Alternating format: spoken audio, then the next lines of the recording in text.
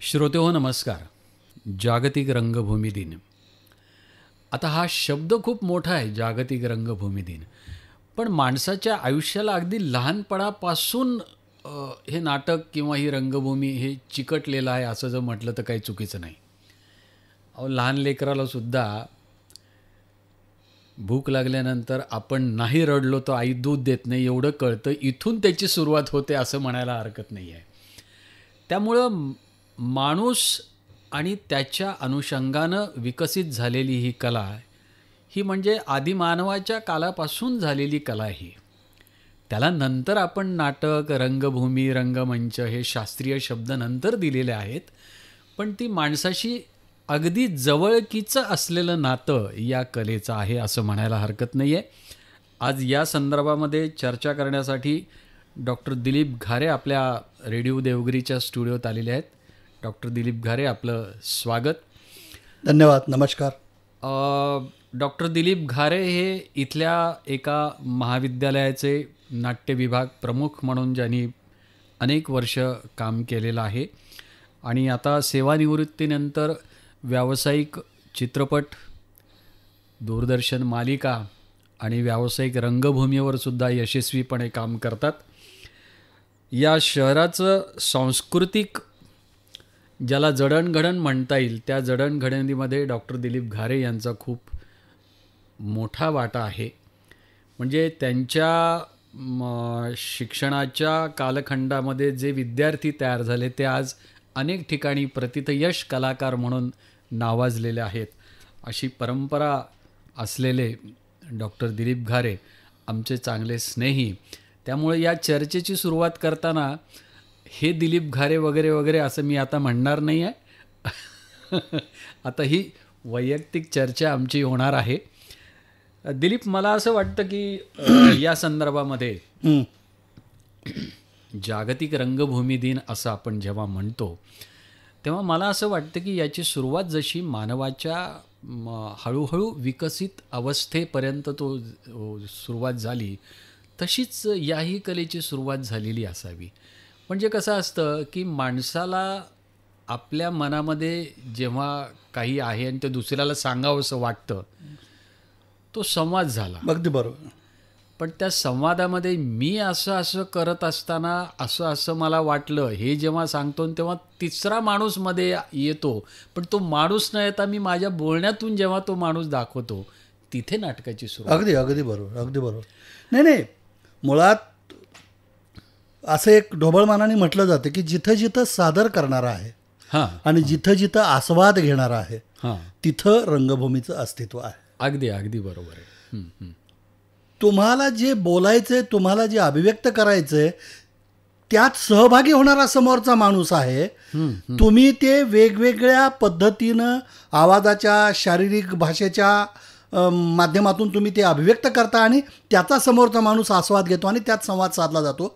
इथं रंगभूमीचं अस्तित्व असतं आहे. नक्की. आता याच्यामध्ये अजून थोडा, आता हे सुरुवातीला इतके विकसित झालेल्या नव्हत्या गोष्टी, पण आता आपण त्याच्याकडे बारकाईने बघितल्यानंतर मला असं जाणवतं की रंगमंच हा जो शब्द आहे आणि रंगभूमी हे दोन वेगळे आहेत. हो, खूप वेगळे शब्द. रंगमंच हा कलेचं स्थूल रूप व्यक्त करतो आणि रंगभूमी ही कलेचं सूक्ष्म रूप व्यक्त करते. व्यापक आणि सूक्ष्म रंगभूमी व्यक्त करते. जागतिक रंगभूमीचा शब्द वापरल्यामुळे माझ्या डोक्यात एक खूप छान इंटरेस्टिंग गोष्टी आल्या. मी ज्यावेळी महाविद्यालयात होते त्यावेळी मुलं बरीच जण विचारायची की सर, जागतिक रंगभूमी आणि मराठी रंगभूमी हे नेमकं काय गौडबंगाल आहे? कारण बरेच कनेक्शन्स बऱ्याच जणांना माहीत नाहीत ते. अरे मी म्हटलं तुला रफली जर सांगायचं तर जागतिक रंगभूमी दिन हा 27 मार्च रोजी साजरा केला जातो आणि मराठी रंगभूमी दिन हा 5 नोव्हेंबर रोजी साजरा केला जातो. जागतिक रंगभूमीबद्दल थोडंसं मला असं वाटतं की बऱ्याच रसिकांना माहीत नसेल, सांगणं गरजेचं आहे. युनेस्कोनं, इंटरनॅशनल थिएटर इन्स्टिट्यूटनं 1961 साली ही परंपरा सुरू करण्याचा विचार केला आणि 1962 रोजी पहिलं जागतिक रंगभूमी दिन साजरा झाला. आणि असं ठरलं की प्रथितयश या ग्लोबल लेवलवर जो कोणी मोठा माणूस असेल याच्यातला थिएटरमधला त्याला तो मान द्यायचा आणि त्यांनी त्यानिमित्ताने एक तो सन्मान दिल्यानंतर त्यांनी त्याच्यावरची आपली मतं व्यक्त करायची. तर पहिला माणूस जो आहे तो जॉ कॉक्यू नावाचा पहिला माणूस आहे ज्यांनी ही स्वतःची मतं व्यक्त केली. आणि आता अलीकडे ही परंपरा तशीच चालू आहे, त्याच्यावर भाष्य करतात बरेच जण लोक.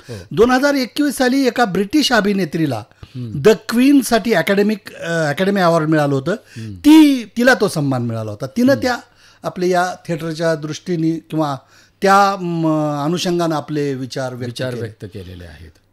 तर मुळात जागतिक रंगभूमी ही हा दिन का करावाला वाटला असेल ही एक कुतूहलाचीच गोष्ट आहे. अगदी बरोबर. तर मला असं वाटतं की सगळीच रंगभूमी म्हणजे मराठी रंगभूमी असेल किंवा जागतिक रंगभूमी असेल, ग्लोबल लेवलवर वेगवेगळ्या कला प्रकारांना रिकग्निशन देणे, त्यांना एकत्रित आणणे, सांस्कृतिक देवाणघेवाण करणे, हे हेतू खूप मोठे आहेत, त्याचे महत्त्वाचे हेतू आहेत. सगळ्यात महत्त्वाचं म्हणजे शांतता, सलोखा, मनोरंजन आणि आर्थिक उन्नती या अनेक गोष्टी रंगभूमीच्या विकासासाठी कारणीभूत आहेत किंवा या गरजेच्या मानल्या जातात. जागतिक रंगभूमीच्या संदर्भात ज्यावेळी विचार करतो की का करायची रंगभूमीचा विकास, आपल्याला का करायचा किंवा आपल्याला काय देते रंगभूमी, तर मला असं वाटतं की हे उद्दिष्ट समोर ठेवून या गोष्टी सुरू झाल्या. आणि जागतिक रंगभूमी दिन जो 1962ला सुरू झाला तो आज तागायत सुरू आहे 27 मार्च रोजी.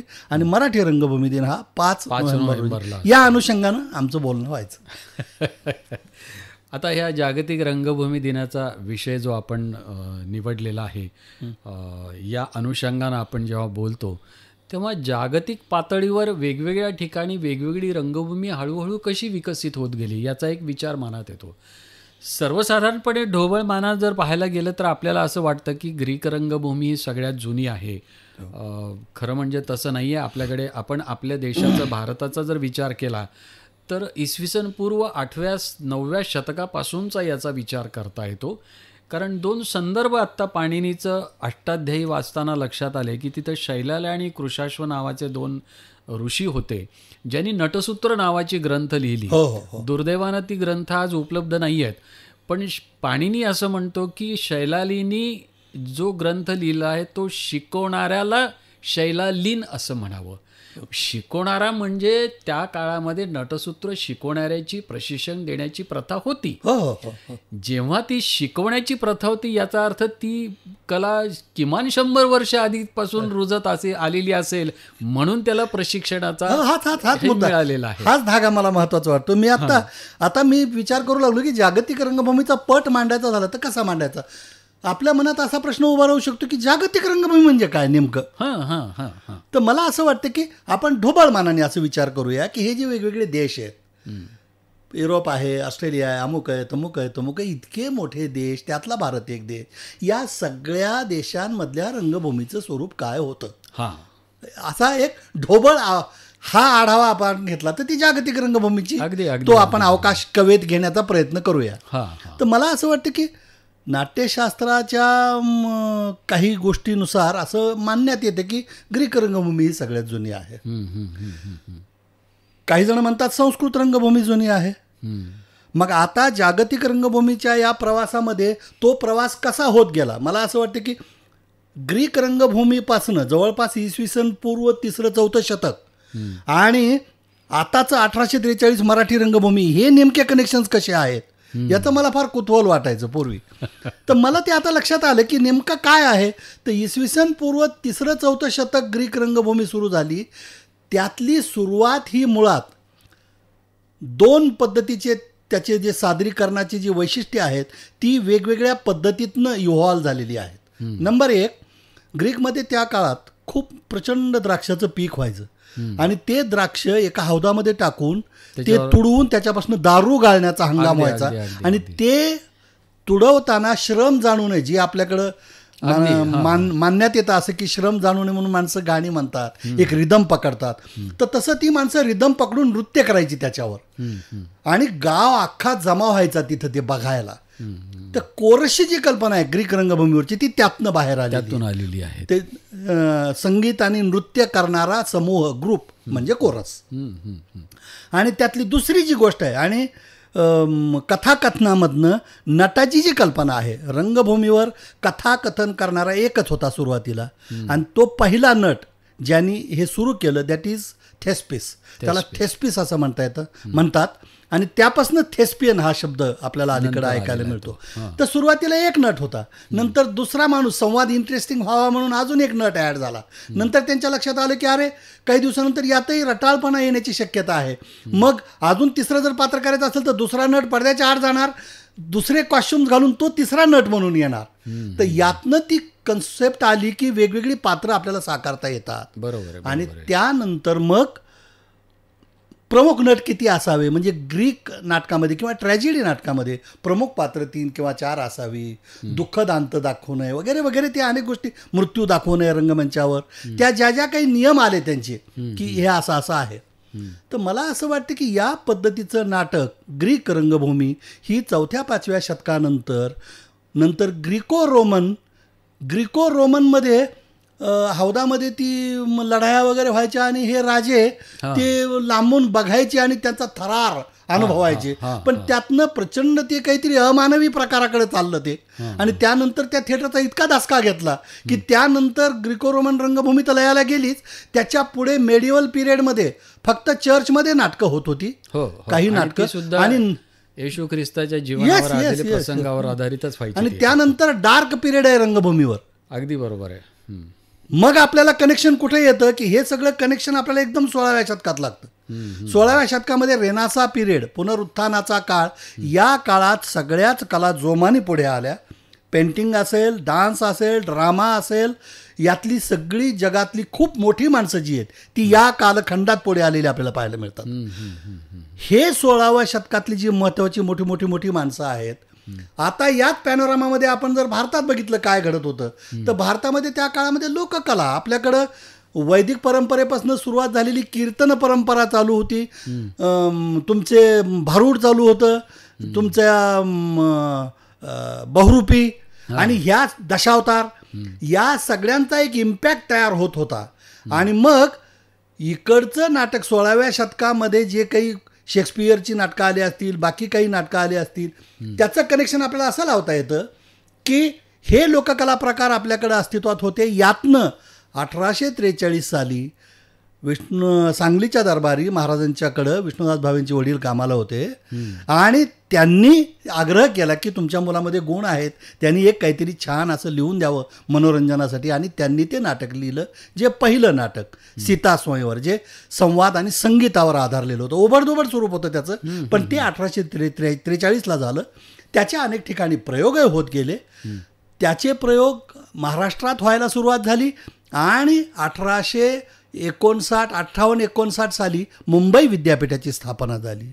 आणि तिथून पुढची जी नाटकं आहेत त्याच्यावर इम्पॅक्ट, आपण जे कनेक्शन लावण्याचा प्रयत्न करतोय की हे पुनरुत्थानाच्या काळानंतर 16व्या-17व्या शतकानंतर जो शेक्सपियरचा दबदबा वाढत होता, आणि इकडं आपल्याकडं विद्यापीठ सुरू झाल्यामुळं ही जी शिकण्याचं उर्मी असलेली माणसं आहेत त्यांना प्रचंड आकर्षण होतं ह्या नाटकांचं. ही नाटकं विद्यापीठामध्ये अभ्यासाला असल्यामुळं ती नाटकं या लोकांनी सादर करायला सुरुवात केली, आणि याला आपण बुकिश नाटकांचा कालखंड असं म्हणतो. तर हे कनेक्शन असं आहे. आणि याच्यानंतर मग बुकिश नाटकांचा खूप, पारसी थिएटरचाही त्याच्यावर इम्पॅक्ट आहे खूप आपल्याकडच्या. बुकिश नाटकं आणि पारसी याच्यापासून मग संगीत नाटक इव्हॉल्व झालं. आणि संगीत नाटकाचा इम्पॅक्ट प्रचंड चालला. सुवर्ण काळ होता त्याचा 1913 पर्यंत जवळपास.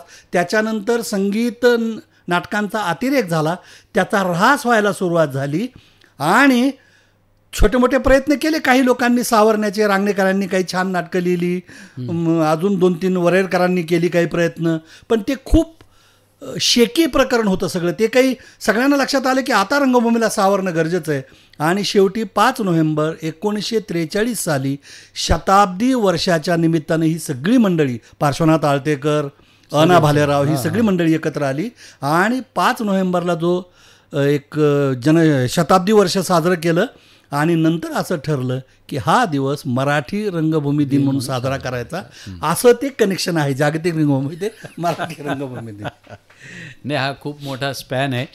पण मला आणखी एक गोष्ट अशी जाणवते की जसं आता आपण बोलताना आपण म्हणालो की द्राक्षाचा जो उत्सव होतो आणि त्याच्यापासून वृंदगान आणि कोरस हा शब्द, हे जसं ग्रीक देशामध्ये घडलेलं आहे तसं इतर देशामध्ये सुद्धा अशाच पद्धतीचं घडलेलं आहे. हो. म्हणजे भारतातला जर विचार केला आपण, भारतामध्ये डॉक्टर प्रभाकर मांडेंसारखी व्यक्ती जे असते त्या असं म्हणतात की विधिनाट्यातून भारतीय याचा अगदी बरोबर. आणि ही गोष्ट अगदी खरी आहे. कारण आपण जर वैदिक संस्कृतीचा विचार केला की ऋग्वेदाच्या कालखंडामध्ये, आता आपण नाट्यशास्त्राचे विद्यार्थी आहोत, आपल्याला माहिती आहे की ऋग्वेदाच्या कालखंडामध्ये तिथे काही संवाद होते, म्हणजे विश्वामित्र नदी संवाद आहे, पुरुरवा उर्वशी संवाद आहे. या संवादांना आपण नाटकाचंच रूप देतो. आणि त्या काळातल्या अनेक लोकांनी असं म्हटलेलं आहे की त्या काळामध्ये जी यज्ञ संस्कृती आली, यज्ञ संस्कृतीच्या वेळेस यजमान आणि ऋत्विज हे दोघंजणं जे असायचे ते गायला सुरुवात करायचे. म्हणजे त्याचं कुठंतरी नातं मला त्या वृंदगानशी कुठंतरी जाणवतं. हे गायला सुरुवात करायचे. मग त्याच्यात त्यांनी इंद्र एका बाजूला आणि बाकीचे एका बाजूला असे घेतले. ते दोघांनी वेगवेगळ्या पद्धतीने गायला सुरुवात केली. कधीतरी मग इंद्राचं फक्त वाक्य आली, गाणं यांच्याकडे सुरू झालं. हा जो प्रकार आहे हे पाश्चात्य रंगभूमीवरच्या अनेक लोकांनी सिद्ध करून दाखवलेले, याचे प्रयोगही झालेले आहेत. आपल्याला माहीत नसलेल्या आणखी 2-3 गोष्टी जाणवतात. त्या म्हणजे रामायणाच्या कालखंडामध्ये भरतानी नाटक लिहून घेतलेलं आहे आणि भरतानी नाटकाचा प्रयोग केलेले आहेत. हो, आहे उल्लेख. 3 नाटकांचे उल्लेख भरतानी नाटक लिहून घेऊन केलेले आहेत असा त्याच्यामध्ये उल्लेख आहे. म्हणजे हा जर कालखंड बघितला तर आपल्याकडच्या रंगभूमीचा कालखंड खूप खूप जुना आहे. म्हणजे खरं सांगायचं तर कुठली रंगभूमी जुनी आणि कुठली रंगभूमी नवी असं काहीच म्हणता येत नाही. माणूस जिथे होता तिथे रंगभूमी सुरुवात नाही. पण आपण डॉक्युमेंटेड एव्हिडन्सच्या संदर्भाने बोलायचं ठरलं तर जर ग्रीक रंगभूमीचे त्याचं जे हे आहे त्याचा शोध आपण घ्यायला सुरुवात केल्यानंतर आपल्या लक्षात येते की 3ऱ्या-4थ्या शतकात जर जात असेल तर भरतमुनीने लिहिलेलं नाट्यशास्त्र तेच जर 4थं शतक सांगत असेल तर ज्याचं शास्त्र एवढं प्रगत होतं आणि भरतमुनीने लिहिलं म्हणजे त्यावेळेला संपूर्ण भारतात ते घडत होतं. हो, घडतच होतं. म्हणून त्यांनी ते संकलित करून लिहिलेलं आहे. त्याला एक शास्त्राचं स्वरूप भरतमुनीने दिलेलं आहे. नाही, ते होतच ना. म्हणून आपण म्हणू शकतो की ज्याचं शास्त्र इतकं प्रगत होतं त्या कालखंडात, ज्यावेळी ग्रीक रंगभूमी सुरू झाली तर कला किती जुनी असेल ती रंगभूमी म्हणजे भारतीय रंगभूमी ही जास्त जुनी असण्याची खूप खूप शक्यता आहे. खूप शक्यता आहे आणि ते आपण मानतोच आहोत.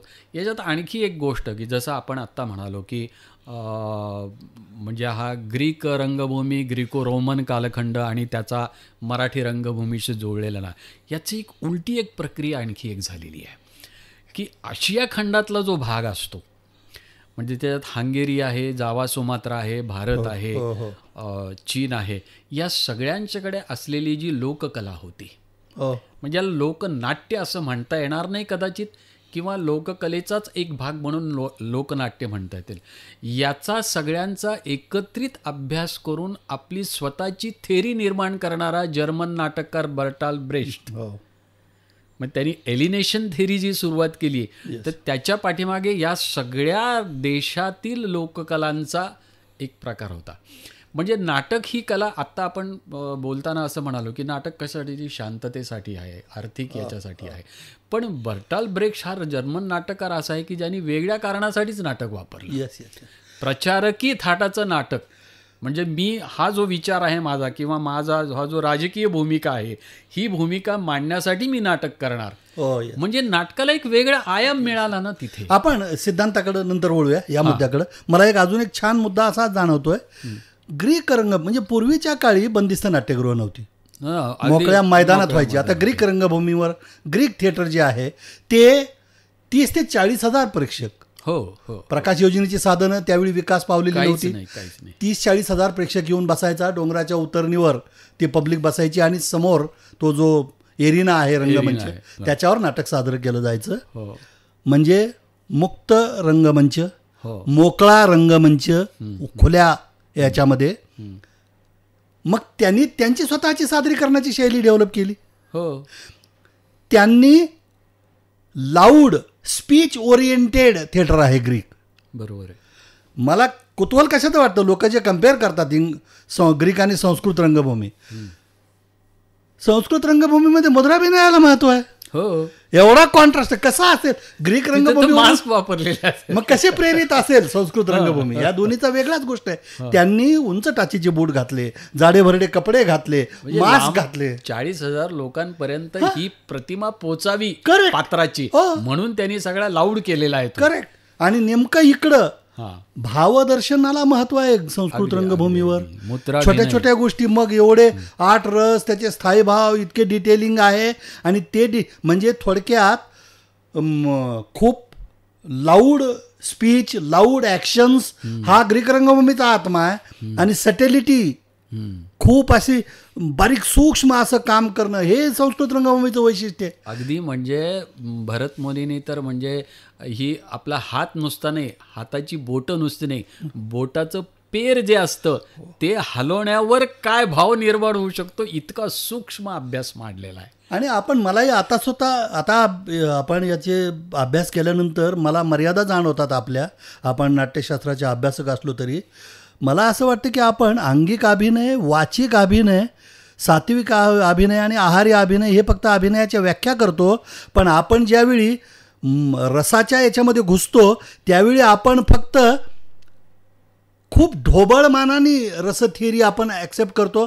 आपण संचारी आणि गौण भावांवर खूप कमी नट काम करतात. हो हो हो, असं माझं मत आहे. नाही नाही, अगदी अगदी अगदी बरोबर. म्हणजे तुम्हाला एखाद्या भावना अभिव्यक्त करताना त्यातला जो ठहराव आहे तो ठहराव फार कमी लोकांमध्ये पाहायला मिळतो. कमी कमी कमी. त्यासाठी ना खूप साधना करावी लागते. भरत मुनींनी म्हटल्याप्रमाणे 149 प्रकारचे विभाव आहेत. हे 149 प्रकारचे विभाव दाखवत असताना आपल्या अंगातल्या मांसपेशींचा सुद्धा त्यांनी विचार केलेला. बरोबर बरोबर. इतका सूक्ष्म अभ्यास केलेला तो नटांनी कधी करायचा आणि ते होत नाहीये. म्हणून आज आपला अभिनय जो आहे, आपण किती जरी म्हटलं की नाही भरत मुनींचा नाट्यशास्त्र हा ग्रंथच आहे, तो आमचा आद्य ग्रंथ असला तरी त्याचं पूर्णतः पालन आपल्याकडून होत नाही होत. अगदी नाही. पण त्याचं कारण काय असावं, ते तुम्ही व्रत घेतल्यासारखं करत नाही ना. तुम्ही तो व्यवसाय म्हणून केला की मग त्यात शॉर्टकट शोधतो माणूस.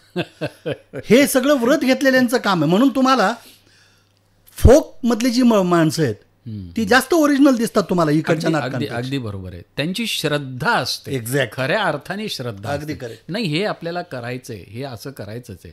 आज आपल्याकडे काय झालेलं आहे की सर्वसाधारणपणे मला याच्यातून काय मिळणार, हां एक्झॅक्ट, हा जो मुद्दा आलेला आहे की मला याच्यातून काय मिळणार आणि मग मला एवढं मिळणार असेल तर मी एवढंच करणार.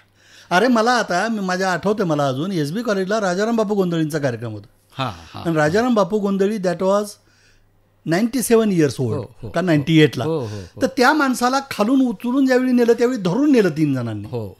आणि ज्यावेळी ते वाजायला लागले संबळ आणि त्यानंतर ज्यावेळी राजाराम बापू उभे राहिले, त्यांचा जो नृत्य आणि गिरकी आणि ते सुरू झाल्यानंतर ते 98, 99 काहीही जाणवत नव्हतं. हे जे डेडिकेशन आहे, ही जी इन्व्हॉल्वमेंट आहे, ही जी श्रद्धा आहे, ही पाहिजे आर्टिस्टमध्ये. आणि तिथं गडबड आहे काहीतरी असं वाटतं. ही गोष्ट अगदी अगदी खरी आहे की अशा लोकांना पाहिलेलंच आहे आपण. ही लोककला जी आहे त्यांनी म्हणजे उद्या तुम्हाला आता जे आपलं बोलणं चाललं होतं संचारी भाव आणि हे बारक्या बारक्या ज्या गोष्टी आहेत, या बारीक बारीक व्यभिचारी भाव, संचारी भाव, गौण भाव यांच्यावर काम करण्यासाठी तुम्हाला 5-5, 6-6 वर्ष नृत्यासारखं त्या गुरुकडे बसतात ना, 12-14 वर्ष तपश्चर्या करतात, तसं केल्यानंतर भरत मुनी सापडेल थोडाफार.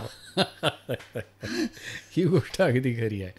पण आता आपण भरत मुनीबद्दल बोललो, पण जागतिक पातळीवर अशा अनेक जणांनी याचा अभ्यास केला आहे. त्यांच्यावर आपण थोडासा विचार करूया. म्हणजे उदाहरणार्थ शास्त्र म्हणून भरत मुनीचं नाव आपल्याला घेता येतं, पण प्लेटो आणि अरिस्टॉटल या दोघांनी, ग्रीक काळातली ही माणसं आहेत, त्या लोकांनी कलेचा आस्वाद कसा घ्यावा या संदर्भात खूप छान पद्धतीनं मांडणी केलेली आहे. त्यांचाही विचार आपल्याला करता येतो की मंचावरून सादर करणारा व्यक्ती आणि मंचाच्या खाली तो पाहणारा व्यक्ती, हे दोघं एकाच पातळीवर येणं, मग याची पातळी खालून वर येणं आणि वरच्याची पातळी वरून खाली येणं, हे दोघांची एकाच पातळीवर येणं म्हणजे मग तो आस्वाद खऱ्या अर्थाने पोचतो. म्हणजे याचं एकच उदाहरण सांगता येतं की ये हृदयीचे ते हृदयी पोचणं. Yes yes. मग आता सादर करण्याला ये हृदयीचे होण्यासाठी त्याला जो सूक्ष्म स्थूल सगळा अभ्यास करावा लागतो, ते इथं झिरपावं लागतं, ते त्याच्या मनात रुजवावं लागतं आणि ते रुजल्यानंतर सुद्धा अभिव्यक्त होताना त्या तीव्रतेनं, संवेदनतेनं आणि सूक्ष्म पद्धतीनं व्यक्त झालं की मग समोरच्या माणसाला ती सूक्ष्मता, ती संवेदनता ही जेव्हा कळते तेव्हा ते दोघं तादात्म्य पावतात. आपल्याकडचा हा तादात्म्य शब्द आहे, त्यांनी तो नाही वापरला, पण खऱ्या अर्थाने ते येतो. या अनुषंगाने अजून एक मुद्दा काढतो मी. आपल्याकडे सबोला ज्यावेळी एक मला वाटतं तोही होतास त्या कार्यक्रमाला, रंगभूमी वर एक परिसंवाद घेतला होता मी आणि पुष्पा भावे त्या काळात पुष्पा भावेने एक मुद्दा मांडला होता. पुष्पा भावेने असं सांगितलं की त्यांना असं विचारलं की संगीत आणि नाटक ह्या जर दोन गोष्टी गृहीत धरल्या, आपण असं म्हणतो म्युझिक ही प्युअर आर्ट आहे आणि नाटक ही इम्प्युअर आर्ट आहे, संमिश्र कला आहे. संमिश्र कला आहे ती. तर त्यांनी असं सांगितलं की नाटकाचा आवाका, नाटकाचा इम्पॅक्ट खूप जरी मोठा असला तरी नाटकामध्ये जेवढे घटक सहभागी होतात त्यांच्या सगळ्यांचं मिळून एका व्हायब्रेशनमध्ये रूपांतर करणं ही खूप कठीण गोष्ट आहे. म्युझिकमध्ये काय होतं, म्युझिकमध्ये ते जे तंबोरा, ती जी हार्मोनियम, तबला आणि गाणारा, माणसं 3 किंवा 4 आहेत. मेन माणूस गाणारा आहे, त्याच्याबरोबर ह्यांचं एकजीव झाल्यानंतर ते जे काही त्यांना आधार म्हणून जे शब्द दिलेले आहेत किंवा काव्य आहे त्याचं कंपनात रूपांतर करण्याची प्रक्रिया फार लवकर होते. ती ऑडियन्समध्ये पास झाल्यानंतर तुम्हाला तो काय गातोय किंवा शब्द महत्वाचे नाही आहेत, ती कंपनं तुम्हाला रिसीव्ह झाली की ऑडियन्स एन्जॉय करतो. अगदी अगदी अगदी. नाटकाची गडबड ही आहे, नाटकामध्ये नेपथ्य, प्रकाश योजना, संगीत, बाकीच्या सगळ्या गोष्टी आणि अभिनयासाठी निवडलेली जी अभिनेते मंडळी आहेत 10, या लोकांचं ज्या पर्यावरणातनं ती आलेली आहेत त्यांचं इमोशनल आणि इंटेलेक्च्युअल क्वोशंट जो आहे याच्यात फरक असल्यामुळं डायरेक्टरने सगळ्यांना सगळं सांगितलं, सगळं वर्कआउट केलं तरीही 10 जणांच्या रिसिव्हिंगमध्ये फरक पडतो. नंबर 1. अगदी बरोबर. नंबर 2, सेट, लाईट, कॉस्ट्युम, अमुक तमुक या सगळ्यांचं सुद्धा एक सुंदर असं मिश्रण होऊन त्याचं व्हायब्रेशनमध्ये रूपांतर व्हायला पाहिजे, जे होण्यासाठी खूप त्रास होतो. आणि हे ऑडियन्स जो वेगवेगळ्या टेक्स्चरचा तुमच्यासमोर आलेला आहे तो त्या रिसिव्हिंग मूडमध्ये एकाच लेव्हलला नसल्यामुळं नाट्यकलेची प्रगती ही होण्यासाठी उशीर लागतो. हे पुष्पा भावेंनी स्टेटमेंट केलेलं. अगदी बरोबर. की त्यांना सांगितलं की एवढा ग्राफ का लागतो नाटकाला, तर त्या म्हणाले की हे वरून निघालेल्या ज्या गोष्टी आहेत त्यात पोचत नाही.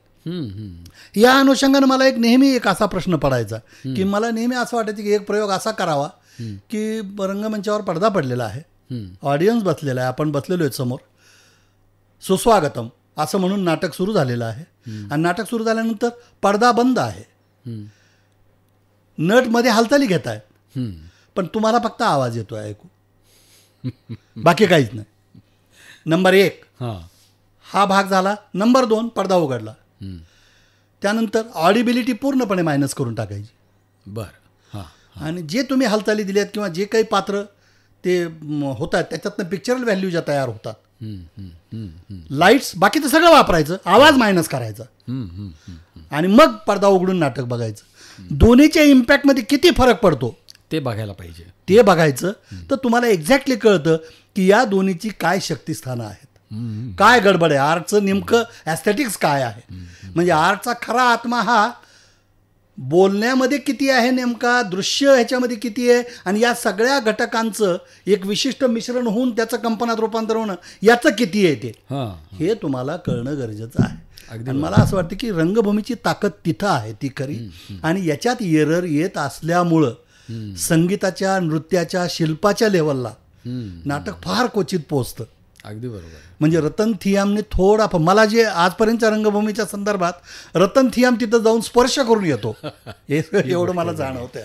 पण रतन थियामचं जर काम बघितलं ना तर त्याच्यामध्ये त्यांनी प्रशिक्षित अशी माणसं न घेता जी रॉ माणसं आहेत त्यांना घेतलेलं आहे.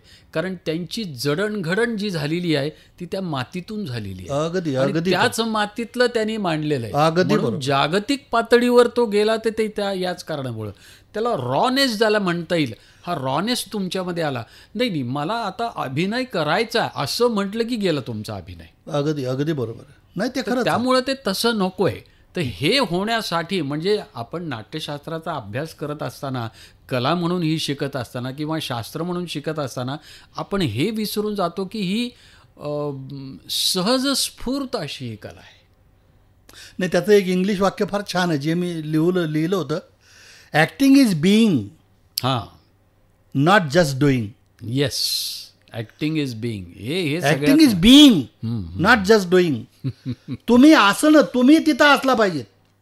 बरोबर. आणि गडबड तिथं आहे. आपण नॉर्मली नटामध्ये काय म्हणजे जरा वाईट शब्दात वापरायचं तर इम्प्रेस करणं ही जी गोष्ट असते ते व्यसन फार वाईट असतं आणि तिथून अभिनय भरकटू शकतो. हो. तुम्ही तिथं, आणि ते रॉनेसचं जे महत्व आहे त्याच्यामुळे आहे ते. कारण हे इतके इनोसंट असतात की रतन थियामला जी कॉन्सेप्ट ज्या पद्धतीनं वर्कआउट करायची आहे त्या पद्धतीनं त्या मातीच्या गोळ्यासारखं ते हवाली करतात स्वतः. अगदी अगदी अगदी अगदी. आणि त्यामुळं ते तुम्हाला तो उच्च प्रतीचा अनुभव बघायला मिळतो, ऐकायला नाही, याला एक असं म्हणता येईल का की आपल्याकडे नाटकाचा हा व्यवसाय जसा सुरू झालेला आहे, व्यावसायिक रूप ज्याला जसं आलेलं आहे, त्यामुळं ह्या सगळ्या गोष्टी ज्या मुळात उपजत ज्या असतात ना त्याच्याकडे दुर्लक्ष होत 101%. मी हेच वाक्य, मी गंमत म्हणून एक वाक्य विक्रम गोखलेला विचारलं होतं, नाही सॉरी सतीश दुभाषीला. सतीश दुभाषी यांचं मी हवा अंधारा कवडसा नावाचं एक नाटक बघितलं आणि अप्रतिम गोड काम केलं. अगदी अगदी. त्याच्यानंतर त्यांनी सूर राहू दे केलं आणि त्याच्यानंतर त्यांनी बेईमान केलं. आणि बेईमान हा काशीनाथ घाणेकरांचा जो फॉर्म्युला आहे, यशस्वी फॉर्म्युला, त्या मार्गावर सतीश दुभाषी गेले आणि ते सुपर डुपर हिट आणि तो स्टारच झाला. तर ते म्हणाले कसं वाटलं नाटक, आमची गप्पा मारत होतो. मी म्हटलं खूप छान वाटलं मला, पण मला हवा अंधारामधले सतीश कुठं दिसलेच नाही तो, मला ते शोधायचं होतं की तो जो इनोसन्स आहे. तर मी एक धारिष्ट करू का बोलायचं, ते म्हणलं बोला ना. सेलिब्रिटी सुरू झाली की नट बनण्याची प्रक्रिया संपते का म्हणलं. तर मला हे आजही असं वाटतं की ती विक्री सुरू झाली की स्वतःचा शोध घेण्याची प्रक्रिया थांबते, कारण तुम्ही एक्झिबिट करायला लागता स्वतः आणि तिथं गडबड असावी. आणि हे आयुष्यभर न संपणारं कार्य आहे. मला दरवेळी नवीन कलाकृती आली पुन्हा तितकंच खोल बुडता आलं पाहिजे, पुन्हा ते शोधता आलं पाहिजे सगळं. आणि रंगभूमी मला कसं वाटतं, एखाद्या विहिरीमध्ये कोणाच्या तरी सोन्याचं काहीतरी पडलंय, ती एक कथा आहे काहीतरी, आणि त्याला सांगितलं की अरे माझी बांगडी पडली का काय, सोन्याचं काहीतरी पडलंय, बघा शोधा. एक माणूस मध्ये बुडी मारतो, तोंडात रॉकेल धरतो, तो हे करतो आणि त्याला दिसायला लागले ते, आणि वरून सगळेजण दिसली का, सापडली का, त्याला तर दिसलंय ते, पण सांगता येत नाही. हे जे काही आहे थिएटर ही अनुभूती या प्रकारची आहे. अगदी बरोबर आहे. आपल्याला ते जरी तुम्हाला ते अजून व्हायब्रेशनच्या रूपात जाणवलं असलं ते एक्झॅक्ट शब्दात नाही पकडता येत. ते खूप आवाका मोठा आहे, खूप आढावा मोठा आहे. तर या पद्धतीनं मग या माणसांनी, आपण जो मगाचा तुमचा मुद्दा आहे, असे हे अनेक प्रकारच्या लोकांनी आपापले सिद्धांत मांडण्याचा प्रयत्न केला आहे. त्यातनं मग जागतिक पातळीवर खूप महत्त्वाची सिद्धांत मांडणारी माणसं जी काही महत्त्वाची आहेत, त्यातले भरतमुनीची जर असं थिअरी सोडली तर त्यानंतर स्टॅनिस्लावस्की आहेत, आधुनिक नाट्यशास्त्रज्ञ. नंबर 2 ब्रेख्त आहेत जर्मनीतले. नंबर 3 मेयर होल्ड आहेत. तर या सगळ्यांचे सिद्धांत, आता मला बऱ्याच वेळा नाट्यशिक्षण देत असताना मलाही पडलेले प्रश्न आहेत आणि मुलांनी मला विचारल्यानंतर मीही बऱ्याच वेळा संभ्रमात पडायचो, सर ह्या जे तुम्ही सिद्धांत सांगितले किंवा ह्या थिअरी सांगितल्या, याच्या कोणत्या थिअरीप्रमाणे अभिनय करायचा. हा प्रश्न मी पुष्पा भावेनं विचारला होता. त्या अगदी व्यवस्थितपणे म्हणालात की लागूनची जी स्टाईल आहे, ॲक्टिंगची स्टाईल, या संदर्भात त्यांचं विद्यापीठामध्येच भाषण चाललेलं होतं. वेगवेगळ्या स्टाईलबद्दल त्या बोलत होत्या. तर त्यांना मी म्हटलं की तुम्ही असं म्हणजे असं विधान करता की ही पद्धत ती पद्धत. म्हटलं लागूनसारखा माणूस कुठल्या पद्धतीचा, हे म्हणाले हे सगळे सिद्धांत आपापल्या जागी असतात. जेव्हा एखादा नट किंवा एखादा दिग्दर्शक एखादं नाटक करायचं म्हणतो त्यावेळेला तो कोणासमोर नाटक सादर करायचं आहे, कोणासाठी करायचं आहे, कोणाचं करायचं आहे, या सगळ्या गोष्टींचा विचार करून याच्यातलं थोडं त्याच्यातलं थोडं घेऊन स्वतःचं असं नाटक सादर करत असतो. त्याला असं लेबलिंग करता येत नाही की हे स्टॅनिस्लावस्की पद्धतीनं आहे, हे भरतमुनीच्या पद्धतीने, असं काहीही लेबलिंग करता येत नाही. पण त्याच्यातला एक बारकावा असा आहे, म्हणजे मी त्याच्यावर खूप विचार केला त्यानंतर, कारण हा सगळ्यांनाच पडणारा प्रश्न. पण मला स्वतःला असं वाटतं अभिनयाचा जो सिद्धांत आहे तो फक्त स्टॅनिस्लावस्कीचाच ओरिजिनल आहे. हम्म, हम्म. पुढचे जे सिद्धांत आहेत ते स्वतःची विचारप्रणाली लोकांपर्यंत पोचविण्यासाठी त्यांनी शोधून काढलेले वेगवेगळे मार्ग आहेत. हम्म, हम्म, आता उदाहरणार्थ थिएटर ऑफ बायोमेकॅनिक्स. हम्म. मेयर होल्डमन त्याची काही अभिनय शैली नाही नाही, आहे काहीच नाही. त्याचं म्हणणं असं की तांत्रिकता जास्त. हा एक्झॅक्टली तांत्रिकता. डिरेक्टर हा रिंग मास्टर आहे. हा, नटाने डिरेक्टर म्हणेल ते सांगितलं पाहिजे, अगदी. ऐकलं पाहिजे. ऐकलं पाहिजे ते. तो एखाद्या सर्कशीतल्या विदूषकासारखा तो कोलांट्या उड्या मार म्हणलं की अमुक अमुक आहे म्हणून त्यांनी नेपथ्यामध्ये ॲक्रोबॅटिक्सचा वापर, वेगवेगळ्या मशीनचा वापर. हा. त्या काळामध्ये, आधुनिक काळामध्ये मशीनचं वर्चस्व आल्यामुळं त्याच्या नेपथ्यामध्ये ते सगळं जे सगळं मशीनचं तिथे- क्लिष्टपण हा, आहे हा, ते सगळं नेपथ्यात आणलं त्यांनी. बरोबर आहे, अगदी बरोबर. आता याला थिअरी कशी म्हणणार? ही काय अभिनयाची थोडी थिअरी आहे.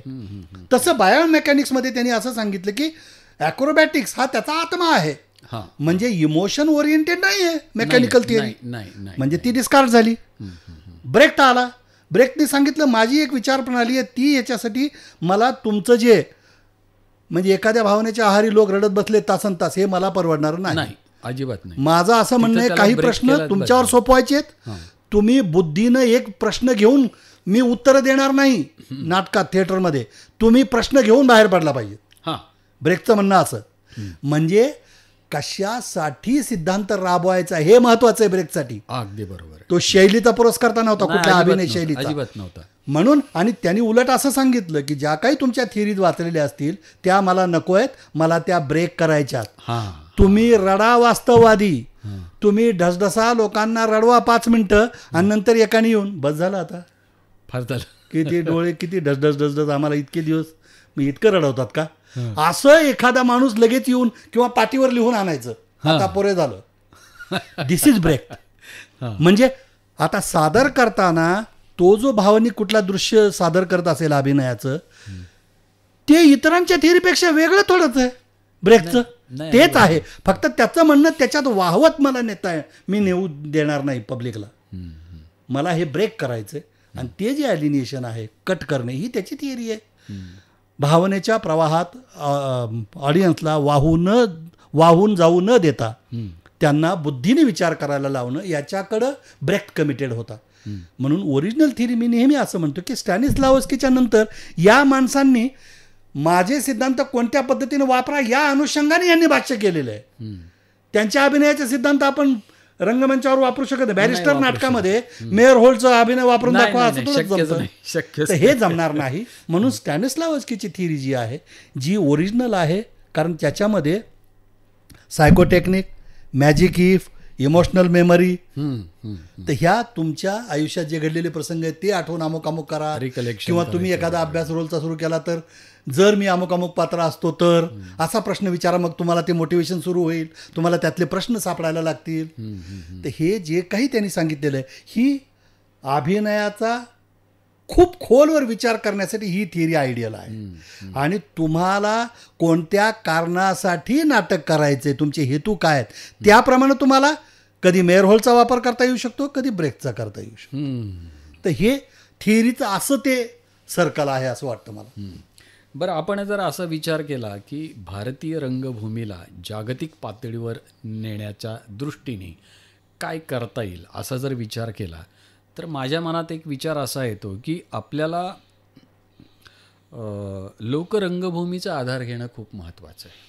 नाही याच्यावरच वाद झाले ना. हां, त्याचं कारण असं असतं की शेवटी प्रश्न जे असतात, शेवटी आजची जी रंगभूमी आहे ना ती रंगभूमी फक्त मनोरंजनापुरती मर्यादित राहिलेली नाही आहे आता ती. 101%. हां, त्याच्यातून काही ना काहीतरी मिळावा हा प्रत्येकाचा म्हणजे प्रेक्षकांचाही असतो भाग आणि देणाराचाही भाग असतो. मग स्वतःच्या आजूबाजूच्या परिस्थितीचं त्याच्यामध्ये प्रतिबिंब पडत राहतं, कमी अधिक प्रमाणामध्ये होतं. शेवटी काम करणारा जो असतो तो त्या परिस्थितीतून आलेलाच व्यक्ती असतो, जरी तो नट असला तरी त्या परिस्थितीतून आलेला असतो. त्यामुळं त्याच्या भावना कुठे ना कुठेतरी अशा पर्कोलेट झालेल्या असतातच. तर या दृष्टीने मला असं वाटतं की जागतिक पातळीवर भारतीय रंगभूमीचं स्थान किंवा आणखी जर काही पगडा वाढावा किंवा आणखी जर काही व्हावं असं म्हटलं, भारताला विविधता भरपूर आहे, वैविध्यपूर्ण कल्चर आहे आपल्याकडचं. हो हो तर त्याचा सगळ्यांचा एकत्रित विचार करून आपल्याला असं करता येऊ शकतं का? जसं आपण रतन थियामचं उदाहरण हो घेतलं हो हो की तो माणूस जागतिक रंगभूमीवर काही प्रमाणात तरी पोहोचलेला आहे. हो येस तसं इतर प्रादेशिक रंगभूमी आपली जी आहे त्यापैकी कुठल्या रंगभूमीला आपल्याला एक रिप्रेझेंट करता येईल किंवा हे करता येईल अशा पद्धतीचं? नाही हे असं आता जर सांगायला गेलं हो. तर एक दोन उदाहरणं फक्त येतात की जसं घाशीराम कोतवाल सारखं उदाहरण सांगता येतं की हे उदाहरण तिथे गेलेलं आहे. करेक्ट. किंवा प्रयोग असा झाला होता की जर्मनीच्या पातळीवर आपण आपल्या इकडची नाटकं तिकडे जाऊन तिकडची नाटकं इकडे आणून असा एक प्रयोग झालेला आहे. नाही तुम्ही जे किंवा बोलताय गिरीश ना, कार्नाडचं नाटक जे आहे हो, हो. ते सुद्धा जागतिक पातळीवर घेऊन जाण्याचं आहे. म्हणजे माणूस कुठलाही असो, तो माणूस कुठलाही असो, त्याच्या भावभावना जगात सगळीकडे सारख्याच असतात. त्याची आंदोलनं सगळी सारखीच असतात. त्याचे ताणही सर्वसाधारणपणे थोडेफार फरक सोडले तर बाकी सारखे ताणच असतात. पण या ताणांचा एकत्रित विचार करून, या स्पंदनांचा एकत्रित विचार करून असं काही करता येऊ शकतं का? हा क्लिष्ट प्रकार का आहे? हा सगळ्यांच्या कुतूहलाचा आणि औत्सुक्याचाच भाग राहिलेला आहे हा, की वर्ल्ड थिएटर आपल्याला इकडे नेता आलं पाहिजे, हो, वैश्विक काहीतरी प्रेझेंट करता आलं पाहिजे. त्याची गडबड सगळ्यात मोठी ही झालेली आहे की भाषा हाच सगळ्यात मोठा अडसर आहे. आणि ती व्हर्बल भाषा या अर्थाने म्हणतो मी. अगदी बरोबर. रंगभाषा तयार व्हायला पाहिजे. आणि रंगभाषा तयार होण्यासाठी तुम्हाला जो आधार दिलाय, मला ते संगीतामध्ये तुम्ही किशोरी आमोणकरांचं जर पुस्तक वाचलं असेल त्याच्या मलप्रश्नावर एक हे लिहिलेलं आहे, ते माझ्या डोक्यात आता ह्या टोटल थिएटरच्या निमित्ताने मला ते समोर आलं माझ्या, बरोबर आहे की कला ही अमूर्त आहे. तिला मूर्त स्वरूपात आणण्यासाठी संगीत हे जर आपण कला प्रकार घेतला, कला ही अमूर्त आहे पण त्याला मूर्त स्वरूप देण्यासाठी संगीतामध्ये आधार म्हणून विशिष्ट रागांची निर्मिती झाली. अगदी बरोबर आहे. तुम्हाला लिहिलं पिया की नजरिया जादू भरी अमुक अमुक आणि अशा 2 ओळी आहेत. त्या 2 ओळी तो अर्धा तास गातो तो गायक. आता हे तुम्हाला दिले, एक तर तुम्हाला सरगम दिली आहे आणि त्या सरगमवर आधार सारे गम पद निसा हे बेसिक तुम्हाला दिलंय संगीतामध्ये, आणि त्यापासनं वेगवेगळे राग निर्माण केलेले आहेत, वेगवेगळ्या रचना आहेत तुमच्यासमोर, आणि त्या तुम्ही गाता. त्या मर्त्य मानवासाठी तो आधार म्हणून ते शब्द दिलेले आहेत. बरोबर आहे. आता तुमचा प्रवास कुठे आहे? कला ही अमूर्त आहे, मूर्त स्वरूपात येण्यासाठी तुम्हाला आधार म्हणून सरगम दिली आणि काही विशिष्ट रागी तयार केले राग मूळ प्रमाणे. आता ते तुम्ही गात असताना शब्द महत्वाचे ठरत नाहीत, ठरू नयेत. त्या शब्दांना तुम्ही कंपनात रूपांतर करता म्हणजे ते पुन्हा अमूर्ताकडे जातं. नाटकात गडबड काय होते? नाटकात आपला मगाचा मुद्दा तिथंच आपण अर्धवट सोडला. नाटकात लेखकानं लिहिलेले शब्द, नेपथ्यकारानं मांडलेलं नेपथ्य, प्रकाश योजनाकारानं केलेली प्रकाश योजना आणि पार्श्वसंगीत, वेशभूषा, जे काही घटक आहेत ते सगळे घटक या नाटकातनं काय मांडायचे त्याच्याशी एकजीव झाले पाहिजेत आणि त्याचं कंपनात रूपांतर झालं पाहिजे, जे नाटकात खूप अवघड प्रकार आहे. मला असं वाटतं की याच्यामध्ये आपण जो सुरुवातीला मुद्दा मांडलेला आहे, शब्द मायनस करून टाकायचे. एक्झॅक्टली तेच चाललंय. आणि म्हणून मग मला काय वाटतं, म्हणून मला असं वाटतं की तुम्ही जो मुद्दा सांगितला आता तो मला जास्त चांगला वाटतो. म्हणून तुम्हाला रंगभाषा डेव्हलप करावी लागेल. या सगळ्यांची एक कंपनाची भाषा नंबर 1. नंबर 2, थोडं ढोबळमानाने बोलायचं. तर मूक अभिनयाची किंवा इम्प्रोव्हायझेशनची भाषा तुम्हाला तयार करावी लागेल, जी शब्दांना थोडं बाजूला सारेल आणि वैश्विक. तुम्ही रडता म्हणजे नेमकं तुमचं काय होतं, मला राग येतो म्हणजे नेमकं काय होतं, हे तर वैश्विक गोष्ट आहे. अगदी वैश्विक आहे. अगदी हे शब्द मायनस केले तरी तुमचं शरीर जसं रिॲक्ट होतं, अगदी ज्या पद्धतीनं ते अभिव्यक्त होतं त्या पद्धतीनं हे नाटकातही होणार. आणि ते इंडियन थिएटरवर तेच होणार, जागतिक रंग ग्लोबल लेवलवर कुठल्याही देशात तेच होणार. ते नेमकं पकडता आलं पाहिजे. नंबर 1. नंबर 2, तुमच्या देशाचं स्वत्व त्यात पाहिजे. तुमच्या ज्या तुमची जी जगण्याची पद्धती आहे त्यातनं ते आलं पाहिजे. अगदी बरोबर. त्यातनं ते लोकसंगीत त्यातनं आलेलं. म्हणून घाशीरामला वेगळं एक दर्जा देण्याचं कारणच ते की that was example of total theatre. Yes. निवेदनाचा वापर, लोककलांचा वापर, संगीताचा वापर, मूक अभिनयाचा वापर, तुमच्या इम्प्रोव्हायझेशनचा वापर, हे सगळं करून घाशीराम उभा राहिलं. म्हणून घाशीराम त्यातले रेफरन्सेस तुम्हाला नाना नेमका कोण होता किंवा हे कदाचित इंग्लंडमध्ये कळणारही नाही कळणार, पण हा माणूस हिच्यावर वाईट दृष्टी ठेवतोय, हा अमुक अमुक करतो, हे तर प्रातिनिधिक स्वरूपामध्ये सगळीकडे घडणारी गोष्ट आहे. एक्झॅक्टली. तर ह्या लेवलला तुम्हाला थिएटर जर न्यायचं असेल तर शब्दांचं अवडंबर कमी करावं लागेल.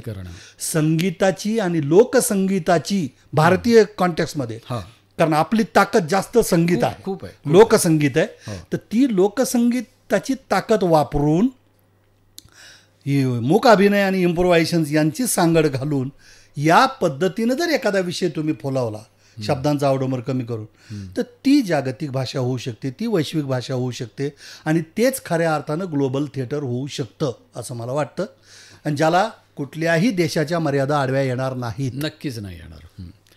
एकूणच जागतिक रंगभूमी दिनाच्या अनुषंगानं भारतीय रंगभूमी कुठे आहे, जागतिक रंगभूमीवरच्या वेगवेगळे प्रकार जे असतात त्याच्याबद्दल चर्चा झाली, आणि भारतीय रंगभूमीला जागतिक वैश्विक पातळीवर कशा पद्धतीनं आणता येईल या दृष्टीने, म्हणजे फक्त भारतीय नव्हेच, कुठल्याही देशाचं नाटक जर वैश्विक पातळीवर आणायचं असेल तर त्याच्यातला शब्द हा प्रकार जर कमी केला तर सगळी एक वेगळी रंगभाषा निर्माण करणं. कारण आपला मुद्दा कुठे चालला आहे, प्रॉब्लेम असा आहे की शब्द आले आणि ते अमुक आले की ते एका विशिष्ट संस्कृतीला चिकटतं, आपल्याला तेच काढायचंय. अखिल मानवासाठीच जे आहे एक्झॅक्टली त्याचं सादरीकरण व्हावं या दृष्टीने आपण विचार केला.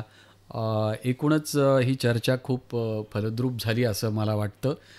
डॉक्टर दिलीप घारे आपण या ठिकाणी आलात, रेडिओ देवगिरीच्या या स्टुडिओमध्ये. आपण जागतिक रंगभूमी दिनानिमित्त खूप छान व्यवस्थित आणि ज्याला काय म्हणता येईल की रंगभूमीला पुढे घेऊन जाणारी अशी चर्चा आपण इथं केलीत, त्याबद्दल रेडिओ देवगिरीच्या वतीनं आणि आमच्या श्रोत्यांच्या वतीनं आपले आभार, धन्यवाद. खूप खूप धन्यवाद. मला या अत्यंत महत्त्वाच्या अशा जागतिक रंगभूमीच्या संदर्भानं मला इथं जो मान दिला त्याबद्दल देवगिरी रेडिओचा मी आभारी आहे. धोंड सर आणि तुमचा सगळा स्टाफ त्यांचाही मी मनपूर्वक आभार मानतो. मलाही स्वतःला खूप दिवसानंतर छान अभिव्यक्त